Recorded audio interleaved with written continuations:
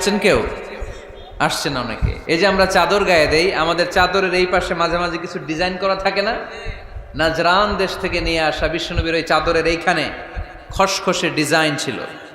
তো আল্লাহ রাসূল যখন চাদর গায়ে দেয়া, ওই বেদুইন যখন চাদর টান দিয়েছে, ওই খসখসে ডিজাইন আল্লাহ রাসূল সাল্লাল্লাহু আলাইহি ওয়াসাল্লামের ঘাড়ের চামড়া ছিঁড়ে ফেলেছে।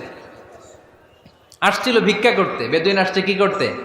ভিক্ষা চাওয়ার স্টাইল দেখেন, ভিক্ষা চাওয়ার স্টাইল দেখছেন? আল্লাহ রাসূল সাল্লাল্লাহু আলাইহি ওয়াসাল্লামের চাদর ধরে এমন টান মেরেছে, ওই খসখসে চাদরের দাগ বিষ্ণু সাল্লাল্লাহু আলাইহি ওয়াসাল্লাম ঘাড়ের মধ্যে বসে ঘাড়ের চামড়া ছিঁড়ে গিয়েছে। বিষ্ণু প্রচন্ড ব্যথা পেয়েছেন, কিন্তু কিছুই বলেন নাই। ফালতাফাতা ইলাইহি রাসূলুল্লাহ, আল্লাহ রাসূল তার দিকে তাকালেন, তাকিয়ে সুম্মা দাহিক, ছোট্ট একটা মুচকি হাসি দিলেন। মুচকি হাসি দিলেন।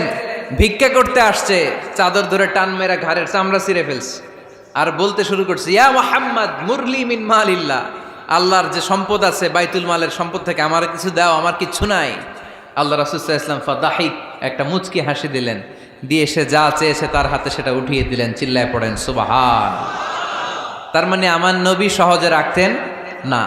ওনার গায়ের উপর, দেহের উপর অত্যাচার করা হলে বিষ্ণু সাল্লাল্লাহু আলাইহি ওয়াসাল্লাম কখনো রাগেন নাই। মারা হয়েছে, পাথর মেরে রক্তাক্ত করা হয়েছে, পিটানো হয়েছে, আল্লাহ রাসূল সাল্লাল্লাহু আলাইহি ওয়াসাল্লাম কখনো রাগেন নাই। তবে আল্লাহর জমিনে আল্লাহর বিধান লঙ্ঘিত হওয়া মাত্রই বিষ্ণু সাল্লাল্লাহু আলাইহি ওয়াসাল্লাম রেগে যেতেন। পড়েন আল্লাহু আকবার। আল্লাহর বিধান লঙ্ঘিত হতে দিতেন না। যেই লোকটা নামাজ পড়া অবস্থায় ওটের পচা নারী